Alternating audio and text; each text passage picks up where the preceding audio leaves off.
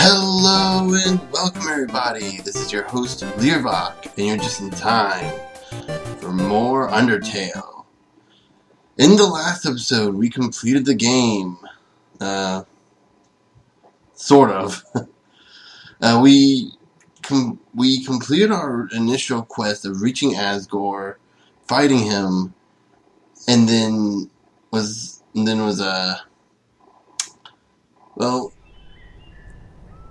we were interrupted by our night terrors for the rest of our lives. Flowey himself killed Asgore when we were going to spare him, and took the human souls, turning into a godlike creature. And after we defeated him, however, he did tell us that there was ways we could probably get a better ending. So yeah, we're gonna be doing that. So one thing I want to mention real quick, I've been kind of hinting at this the entire rest of the game, and I didn't mention it during the boss fight because I was so focused. But every time one of the human souls, every time the battle switched over to one of the human souls, you may have noticed that they were attacking with very specific attack patterns. The first one was with swords. The other one was like these little gloves. You got like a notebook one, dancing one, and stuff. Like each one of those are representative of the human souls, obviously. What you may not have noticed is, and I should probably have a few in one of my dimensional boxes, stuff like the stained apron and the what do we have equipped now?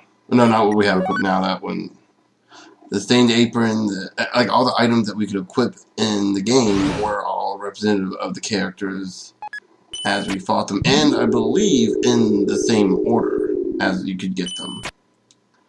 I'm trying to think if there's anything else we need to talk about, because we got a long ways to go for where we're actually going to be going here. Even with all these shortcuts that we have. Here's where we fought Metaton.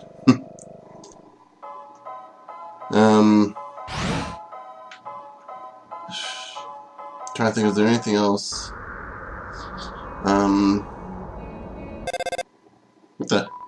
Ooh, got a phone call. Hey, this is Undyne. Shut up, Papyrus! This was your idea!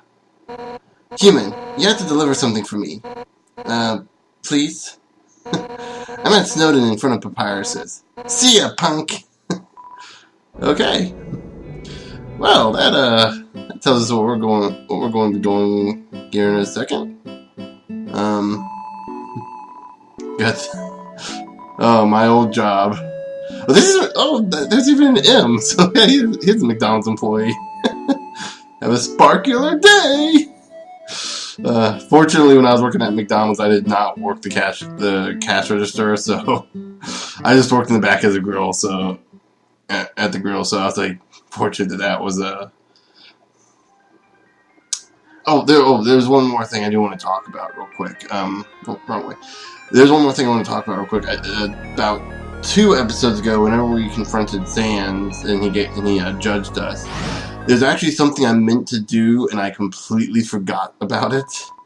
But if you save before you talk to him, and after you talk to him, you reset. He'll say something different. He'll ask you about a secret password. You reset and reload, and he'll ask you what, and you'll tell him the password. And he'll say, "Oh no." Then if I can trust you the password, I can trust you the super secret password. And oops, actually I want to go to Waterfall first. There's something I want to show out before we go into talk to Undyne. And say after a while he'll give you a key to his room. There you go. The key to his room. That's what it was. I couldn't remember there for a second if it was their shed or his room. But either way, you can't enter either one. The shed, I believe, you can actually enter when you fight Papyrus. Things like if you fail the fight or you try to run away or something, he'll put you in the cage. I think. I'm not entirely sure. I said we want to go to Waterfall first. Um, but anyway, you get access into his room with the key, and I think there's another key you can get in there that gets access to something else. But yeah, unfortunately, I'm not going to be able to show that off without having to replay the entire game up to that point again.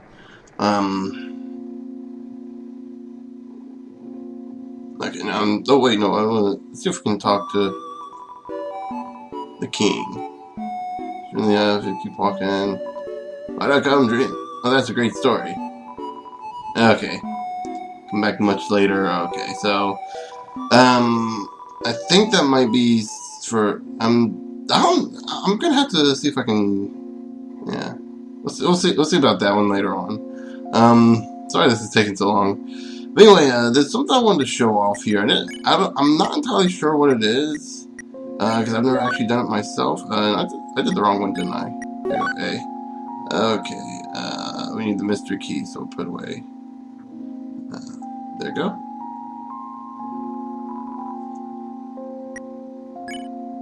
Oops. Believe this is what this is used for. The red house's door was unlocked. Key disappeared. Wait. Did we have to be by the door? Could we have gone anywhere else, I wonder? So here we have looks like a, this is a fabulous room, isn't it? And we can't go beyond these. Okay, so dear diary, Sharon's sister fell down recently. Huh. It's sad. Without her sister to speak for her, she's become more reclusive than ever. So I reached out to her and told her that she, Bluky, and I should all perform together sometime. She seemed to like that idea. Huh. Dear diary, I like to buy a new diary for every entry I make. I love to collect diaries. Okay. Dearest diary, our cousin left the farm to become a training dummy. That leaves just Bluky and I. Bluky asked me if I was going to try to become a corporeal too. They sounded so resigned. Come on, Bluky. You know I'd never leave you behind. I wonder if Bluky is just like a nickname for Napster Bluke. And besides, I'd never find the kind of body I'm looking for anyway. Oops. Looked at the wrong book. My darling diary. Huh, interesting. I met someone interesting today. Last week I posted that advertisement to my human fan club. Today was our first meeting. Only one other person came. Honestly, she's a dork. And she's obsessed with these awful cartoons. I wonder who that could be. But she's kind of funny too. I want to see her again. I wonder who that could be, and after reading that one, I think we might know whose house this is. Diary, my dear. My diary collection is going fabulously. I have like 5 now. Huh. That's apparently important enough for an entire diary entry. Dear diary, she surprised me with something today. Sketches of a body that she wants to create for me. A form beyond my wildest fantasies. In a form like that, I could finally feel like myself. After all, there's no way I can be a star the way I am now. Sorry, Bluky. My dreams can't wait for anyone. So, I did know one thing going into this, and this is supposedly Metaton's house from before he became Metaton. Like, he used to be a ghost, and he was put into a machine's body. Which could actually be a very interesting stance on, like, on gender identity. Kind of like the whole transgender thing. Or maybe not just gender identity, but kind of identity in general. It's just kind of interesting. It's kind of interesting though. And to be fair, I mean, for all we know, it could have been like something gender identity related. Like, I mean, Metaton is pretty flamboyant, even for a TV star. So maybe, I don't know. Who knows? In all honesty, it's none of our business. It does call us darling, and when we flip to Switch, wow,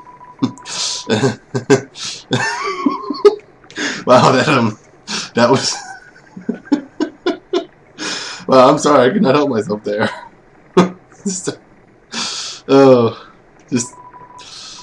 seriously, that voice clip gets me every time. But anyway, here we are in Snowden, and Undyne wanted us to come over to Papyrus's house, probably because this is where she's living right now, considering, well, we kind of burnt her house to the ground, which was kind of epic. Oh, that's still, that was still funny though. So I have a favor to ask you. I need you to deliver this letter to Dr. Alphys. Huh? Why don't I do it myself? Well, it's kind of personal, but we're friends, so I'll tell you. Hotland sucks! I don't want to have to go over there. So here you go.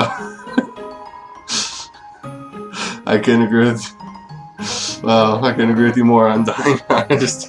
And if you read it, I'll kill you. Thanks so much. You're the best. Oh, we're not reading that. Definitely not reading it at all. Undyne writes a lot of letters, but she can never seem to find the right words. So when she goes to deliver them herself, she always quits so she can go back and rewrite.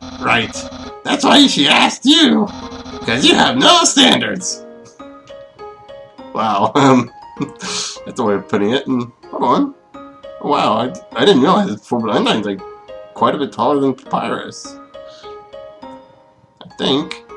I mean, I know the sprites aren't exactly on the same level, but still. Anyway, so we got a letter now. Tempted. Unique letter written for Dr. Alphys. I'm tempted to hit use, but I don't think that's a good idea. I'm not sure if she'd actually kill you or not. So now we got the letter, we need to go to Hotland. And that cat boat is always weird to see. Piano plays a tinkling song. Tinkling. Huh? Oh, that must be for the piano back in Hotland, or excuse me, in Waterfall.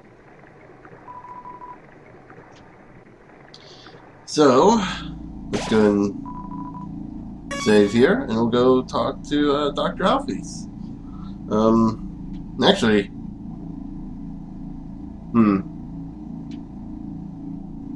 I think we'll say that's for the next episode. Actually, because I don't think we'll have enough time. So